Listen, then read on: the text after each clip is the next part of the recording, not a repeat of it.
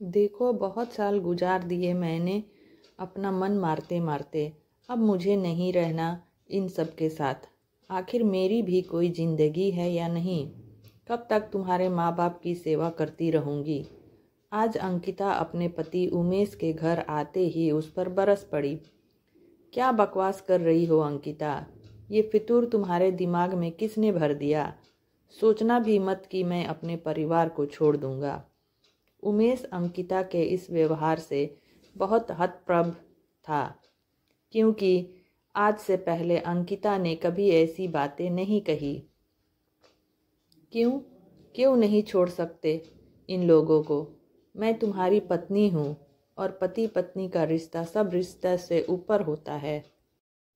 तुम्हें नहीं पता तो जाकर अपनी माँ से पूछ लो, अंकिता तेज आवाज़ में बोली।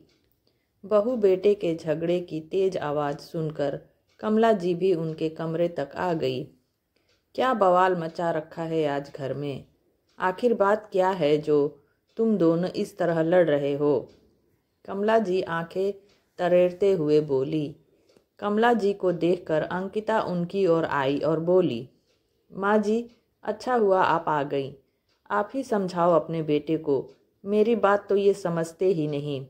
मैं इनकी पत्नी हूँ तो मेरी खुशी का ख्याल रखना इनका फर्ज है कि नहीं? कह दो इनसे कि चुपचाप मेरी बात मान ले और अलग घर ले ले। अंकिता की बात सुनकर कमला जी सकते में आ गई। यह क्या बकवास कर रही हो बहू? तुम्हारा दिमाग तो खराब नहीं हो गया है? क्यों मेरे बेटे को उल्टी पट्टी पढ़ा रही हो? अरे क्या इस दिन के लिए ही इसे पाल पोस कर बड़ा किया था कि बुढ़ापे में ये हमें छोड़कर बीवी का पल्लू पकड़ कर चला जाए? क्या कमी है तुझे इस घर में? माँ जी, मुझे 5 साल हो गए आप लोगों के साथ रहते रहते। ना अपनी मर्जी से कहीं आ जा सकती हूँ, ना अपनी मर्जी के कपड़े पहन सकती हूँ। जितना भी कर लो, कभी किसी के मुंह से तारीफ के 2 बोल नहीं निकलते। मेरा भी मन करता है अपनी मर्जी से जीने का। क्यों रहूं मैं इस घर में? आप सबका काम करने के लिए और सेवा करने के लिए। और आपको आज क्या हो गया है? कल आप ही तो नंदोई जी को ये सब समझा रही थी, फिर अपने बेटे को क्यों नहीं समझाती? अंकिता की बात सुनकर कमला जी की आंखों के आगे कल का दृश्य घूमने लगा।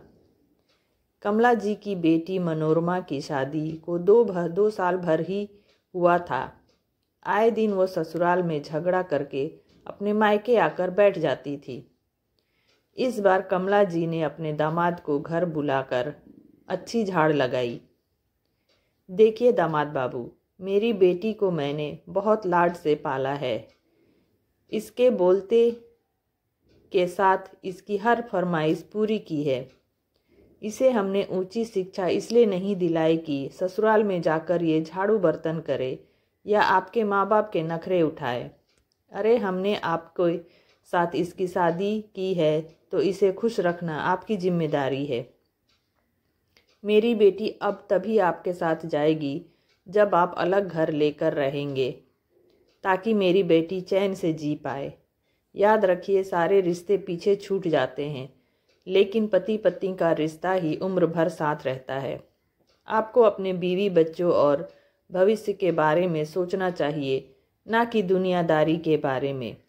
हमने तो आपकी अच्छी नौकरी, अच्छी तनख्वाह देखकर मनोरमा का हाथ सौंपा था ना, कि आपका परिवार देखकर।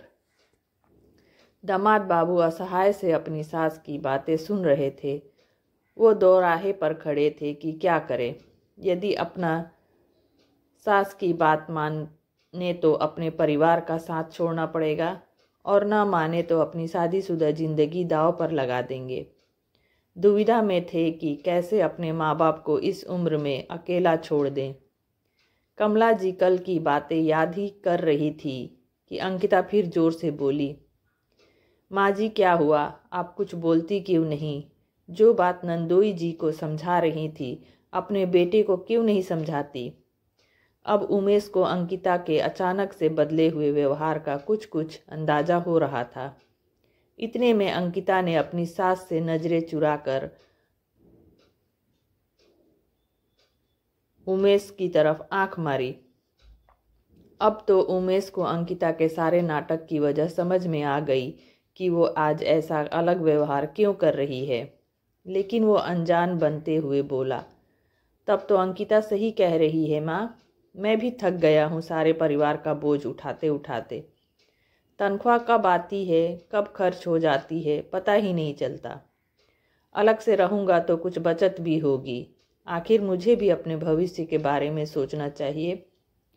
बस कर बेटा बस कर, तू तो मेरा श्रवण कुमार है। आज से पहले कभी तूने हमसे ऊंची आवाज़ में बात भी नहीं की और आज ये सब बोल रहा है। मेरा तो कलेजा ही बाहर निकल जाएगा तेरे जाने के नाम से। वो तो मैं तेरी बहन की खुशी के लिए दामाद बाबू को समझा रही थी। कमला जी अधीर होते हुए बोली, माँ अब तो आप बेटा और बेटी में भेदभाव कर रही हैं। माँ के लिए तो उसके सभी बच्चे बराबर होने चाहिए ना। आपको बेटी का सुख दिखता है तो मेरा सुख क्यों नहीं दिखाई देता। जब जीजा जी के माँ बाप अकेले रह सकते हैं तो आप लोग क्यों नहीं रह सकते। मुझे भी तो अपने बारे में कुछ सोचना चाहिए। उमेश संजीदा स्वर में बोला, नहीं नहीं बेटा ऐसा मत बोल। इस उम्र में तू अपनी माँ को छोड़कर कैसे जा सकता है। तेरे बिना मैं किसके सहारे जीऊँगी।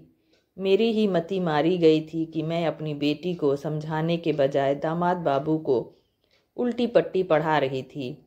मैं समझाऊंगी मनोरमा को और दामाद बाबू से माफ़ी भी मांग लूँगी, लेकिन तू कहीं जाने की बात मत करना बेटा। कमला जी का कलेजा बेटा बहू के जाने के नाम से ही मुंह को आ गया था। वो बिल्कुल बौखला गई थी। कमला जी की आंखों में पश्चाताप के आंसू थे। माँ की ऐसी हालत उमेश और अंकिता से देखी नहीं गई। अंकिता अपनी सास का हाथ पकड़कर बोली, माँ जी हम कहीं नहीं जाएंगे। माँ बाप के बिना भी कोई घर घर होता है क्या। मैं तो बस आपको समझाना चाहती थी कि आप जो कर रही हैं वो गलत है। नंदोई जी सिर्फ दीदी के लिए अपने पूरे परिवार को कैसे छोड़ दें, जबकि उनकी कोई गलती भी नहीं है। ऐसा तो नहीं है कि दीदी के ससुराल वाले उन पर कोई अत्याचार करते हैं। अब चंद आज़ादी के लिए परिवार की जिम्मेदारियों से आज़ाद होना तो कोई हल नहीं है ना। जिस तरह आपको अपना बेटा प्यारा है, नंदोई जी भी को तो किसी के बेटे हैं। आखिर उनके माता पिता किसके सहारे अपनी ज़िंदगी काटेंगे। परिवार से ही तो घर बनता है ना माँ। तू ठीक बोल रही है बहू। एक माँ होकर भी दूसरी माँ का दुख नहीं समझ पा रही थी। अलग घर परिवार में थोड़ा सामंजस्य तो सब लड़कियों को बैठाना पड़ता है। मैं मनोरमा को समझाऊंगी। बस तुम लोग आज के बाद कहीं जाने की बात मत करना। दरवाजे पर खड़ी मनोरमा भी उनकी बातें सुनकर मन ही मन सोच रही थी कि गलती उसकी ही है। यदि आज उसकी भाभी भी उसकी तरह सिर्फ अपना स्वार्थ और सुख देखती तो उसके मायके की क्या हालत होती। मन ही मन वो निर्णय कर रही थी कि वो भी एक अच्छी बहू और अच्छी पत्नी बनकर दिखाएगी। परिवार के प्रति अपना फर्ज निभाने में अपने पति का साथ देगी, ना कि उसकी राह का रोड़ा बनेगी। वीडियो अच्छी लगी हो तो लाइक शेयर और सब्सक्राइब करना ना भूले। मिलते हैं कुछ और अच्छी अच्छी कहानियों के साथ। Thanks for watching.